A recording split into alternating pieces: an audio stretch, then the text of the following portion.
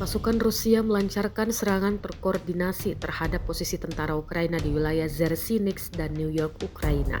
Operasi militer ini diklaim sebagai bagian dari upaya untuk membebaskan kedua wilayah tersebut dari kendali pasukan Ukraina. Rekamannya diunggah di Telegram pada Senin, 21 April 2025. Dalam operasi tersebut, pasukan Rusia menggunakan kombinasi serangan udara dan darat, termasuk drone tempur, rudal berpemandu, serta dukungan artileri berat. Serangan dilaporkan menyapu bersih sejumlah posisi pertahanan Ukraina yang tersebar di kawasan permukiman dan rute logistik utama.